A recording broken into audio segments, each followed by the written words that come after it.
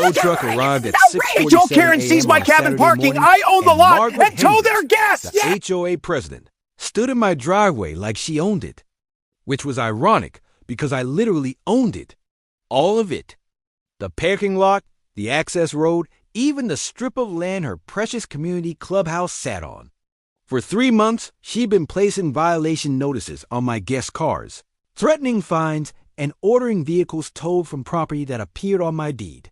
But this morning, as she directed that tow truck toward my brother's SUV, Margaret was about to learn a very expensive lesson about assumptions. And property law. Where are you from? Tell us in the comments below.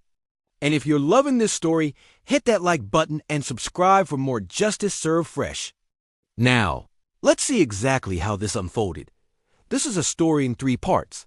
The violation that pushed a property owner too far. The confrontation where decades of careful planning paid off. And the resolution where an entire HOA board learned to read their own documents. The first part reveals how a peaceful mountain cabin retreat became a battleground over parking rights that didn't exist. David Martinez, a 42-year-old civil engineer who inherited his grandfather's property, watched as a power-hungry HOA president systematically harassed his guests, placed bogus fines on vehicles, and claimed authority over land she'd never bothered to verify. 3 months of escalating intimidation, threatening letters, and one particularly devastating incident where his elderly mother was humiliated in front of neighbors.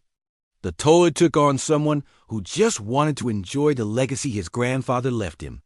The breaking point that came when Margaret went too far. The second part chronicles the morning everything shifted.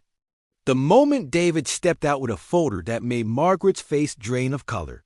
The revelation of property boundaries that redrew the entire power structure. The ultimatum delivered in the cold mountain air that left an HOA president speechless for perhaps the first time in her reign. The third part delivers justice as sweet as mountain air. How David's response didn't just stop the harassment, it fundamentally changed the entire community's future. The unexpected allies who emerged, the consequences that rippled far beyond one parking lot, and the peaceful morning coffee that finally tasted like victory. Here's exactly how it happened. David Martinez bought his first surveying equipment at 16, saved from 3 summers of construction work. His grandfather, Roberto Martinez, had laughed and said the boy had engineering in his blood. 30 years later, at 42, David was a licensed civil engineer specializing in mountain infrastructure. And that same meticulous attention to detail that made him exceptional at his job made him absolutely certain of one thing: the 8 acres surrounding his cabin, including the entire western parking area, belonged to him. The deed was crystal clear. The survey markers were undisputed. The property tax bills came to his address. The Pine Ridge Mountain community had grown up around his grandfather's original 1960s homestead over the past 2 decades. When Roberto passed 3 years ago, David inherited the cabin and discovered his grandfather had been too kind, too old-school polite, to ever clarify that the parking lot everyone used wasn't community property. It was Martinez's property. David didn't mind. The lot had space for 30 vehicles. He used maybe 3 spots. Let the neighbors park. It was what his grandfather would have wanted. Then Margaret Hendricks became HOA president 14 months ago. The first incident happened on a Friday evening in late July. David's college roommate, James Chun, arrived for a weekend of fishing. David was inside preparing dinner when James came through the door holding a bright orange violation notice. "Apparently I'm parked illegally," James said, confused.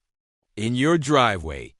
The notice, printed on official HOA letterhead, declared the vehicle was in violation of community parking regulations and subject to a $75 fine if not moved within 24 hours. David had walked outside, looked at his friend's truck parked exactly where guests had parked for 40 years, and felt the first spark of anger. He called Margaret that night.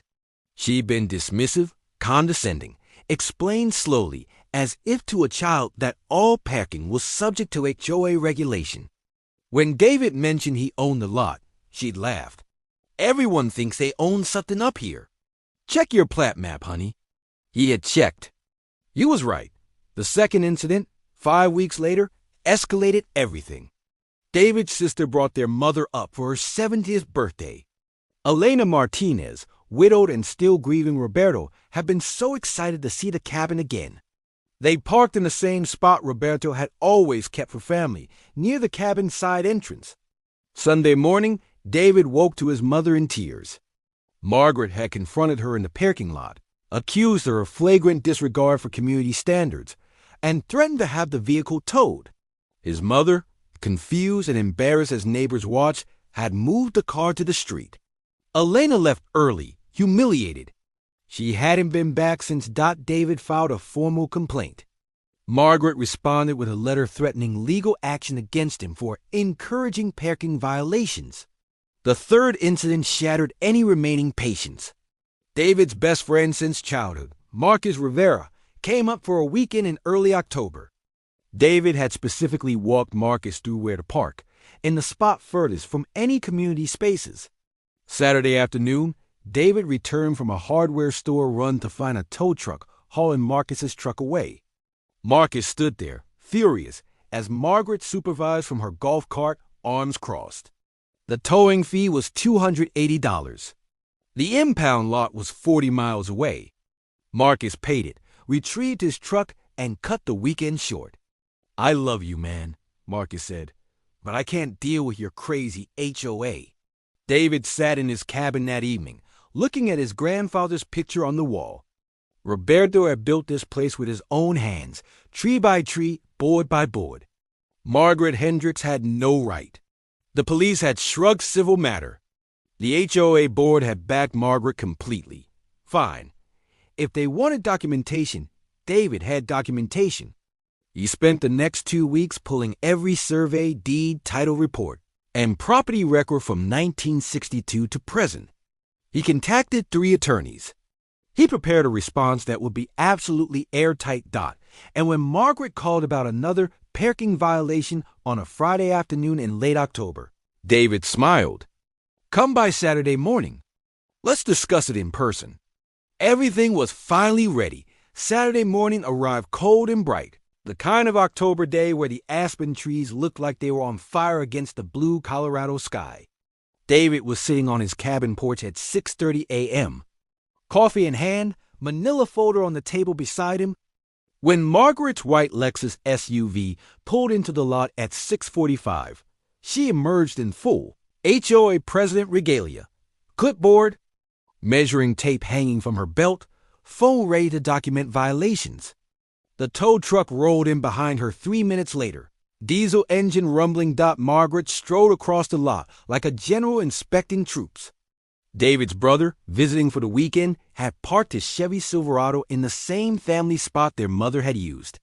Margaret pointed at it, spoke to the tow driver, then turned toward the cabin. She froze when she saw David watching, but recovered quickly. "Mr. Martinez, I'm glad you're here. We can discuss your repeated violations in person." David stood, picked up the folder, and walked down the porch steps. His boots crunched on gravel as he crossed the 30 feet between them. The morning was so quiet he could hear Margaret's breathing. "Actually, Margaret, we're going to discuss your repeated trespassing." He opened the folder, pulled out the first document. "This is the original 1962 property deed for this parcel, 8.3 acres. Recorded with Summit County on July 18, 1962. Property owner, Roberto Javier Martinez."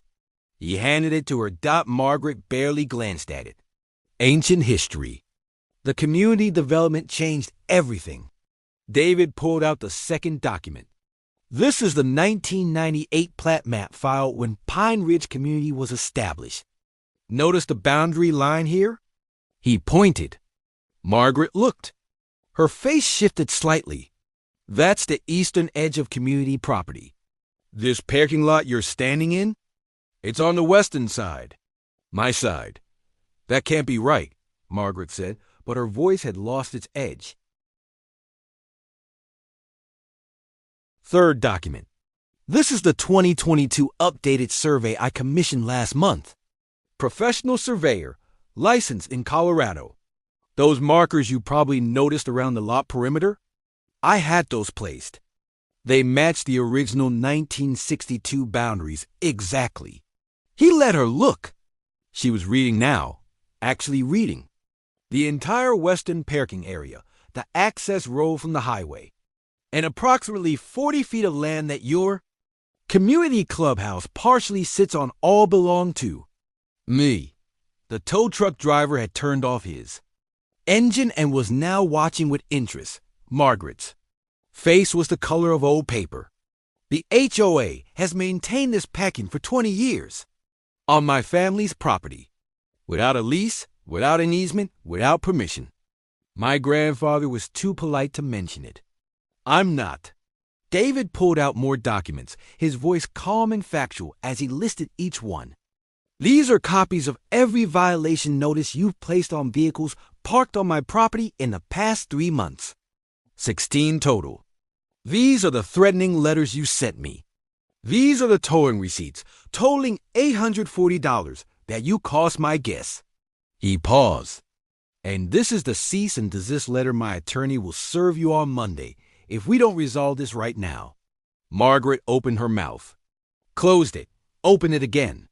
You can't just, I can, actually. It's called property rights. David's voice stayed level. Now here's what's going to happen. You have 2 options, Margaret. Option 1, I call my attorney right now. We pursue legal action for harassment, trespassing, and fraudulent authority. I file for every dollar in damages, including the emotional distress you caused my 70-year-old mother. I submit this to the county, and they investigate whether your HOA has been operating with legitimate authority. And I put up a fence on Monday morning that blocks all community access to this parking area because, again, it's mine. Margaret looked like she'd been slapped. Option 2, you issue a formal written apology to me and every person you've harassed. You reimburse all towing fees within 48 hours. You resign from the HOA board effective immediately. And you send a letter to every homeowner explaining that this parking lot was never under HOA jurisdiction and all previous regulations regarding it are void. David held up the cease and desist letter. You have until noon today to decide. My attorney is standing by. The tow truck driver cleared his throat. Ma'am, I'm going to need you to confirm this tow or I'm leaving. Margaret looked at David. At the documents in her shaking hands, at the survey markers she could now see glinting around the lot's perimeter. 20 years of assumed authority crumbling in 10 minutes. Cancel the tow, she whispered. David nodded to the driver, who started his truck and rumbled away. Margaret stood there, diminished, holding papers that proved she'd been wrong about everything. I'll need to consult with the board. You have until noon, David repeated. After that, my attorney handles it. He turned, walked back to his porch, and picked up his coffee. It had gone cold, but he drank it anyway, watching Margaret retreat to her Lexus. She sat inside for 5 full minutes before driving away. David's brother stepped out onto the porch. Holy hell, Dave. David smiled for the first time in months. Property law. It's beautiful. Margaret called at 11:47 a.m. David was splitting firewood behind the cabin when his phone rang, her name appearing on the screen like a surrender flag.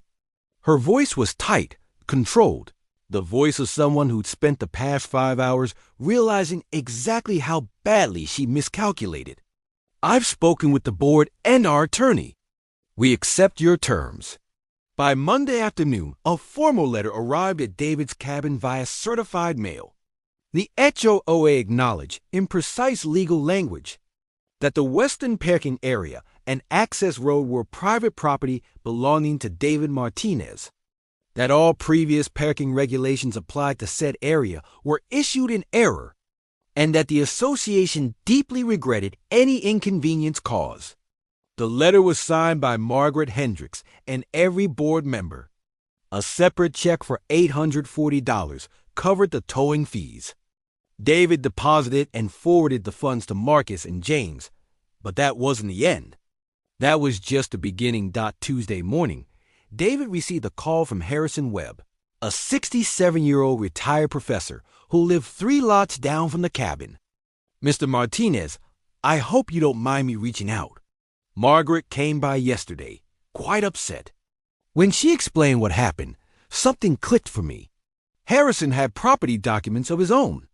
His lot, purchased in 1999, included a disputed strip along the southern boundary that the HOA had claimed for a community garden. I'd always assumed they were right," Harrison said. "After seeing your situation, I pulled my original survey. That garden is on my property." By Wednesday, 3 more homeowners had contacted David. The realization spread like wildfire through the community. Margaret had been aggressive and confident precisely because no one had ever challenged her. She claimed authority that existed only because people believed it existed. David's engineering precision and willingness to actually verify property lines had cracked that illusion wide open. Thursday brought the complication David hadn't anticipated. He was reviewing blueprints for a client when his phone rang with an unknown number. "Mr. Martinez? This is Gerald Hendricks, Margaret's husband." David tensed, expecting anger. Instead, Gerald's voice was exhausted. "I wanted to apologize personally. Margaret she struggles with control. I've watched her become someone I don't recognize as HOA president. What she did to your family was inexcusable." Gerald revealed that Margaret had been asked to step down from the board entirely, not just resign as president. "Several homeowners, after hearing about your documentation, checked their own records. Margaret apparently made a lot of assumptions over the years."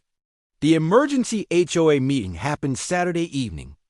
David didn't attend. It wasn't his fight anymore, but Harrison called afterward with the details. Margaret had resigned in person, brief and bitter. The board voted to commission a complete community boundary survey to prevent future disputes. They also voted to approach David about a formal parking easement agreement, acknowledging his ownership while requesting continued community access to the lot. "They want to do it right this time," Harrison said. "With your permission, on your terms, with proper legal documentation." David met with the new board president, a reasonable engineer named Patricia Odom, the following Tuesday.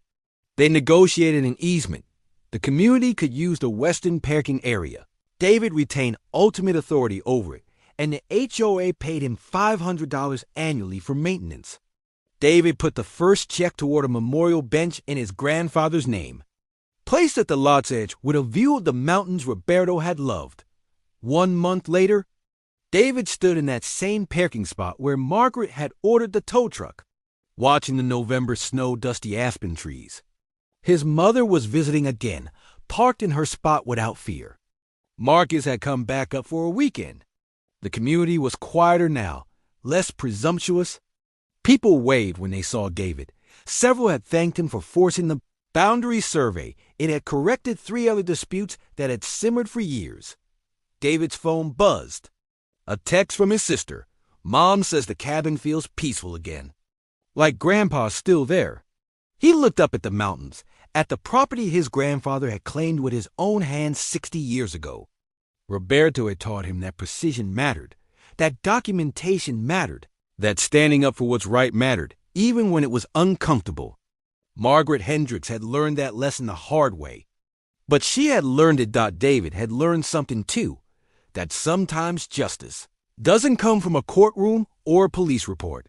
Sometimes it comes from simply knowing, with absolute certainty, where your property line ends and someone else's assumptions begin.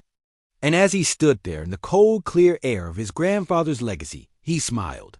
Because justice, whether surveyed to the inch or served cold as mountain snow, was equally satisfying across the country in Savannah, Georgia. Retired Judge Claudia Thornton was deadheading roses in her historic district garden with her new neighbor. A tech entrepreneur half her age informed her that her 200-year-old magnolia tree violated the neighborhood aesthetic guidelines. Claudia set down her pruning shears and smiled the same smile that had preceded 23 years of property law rulings from the bench. "I'd invite you to research tree protection ordinances," she said softly, "but I helped write them. The entrepreneur's face went pale, but that's a story for another time.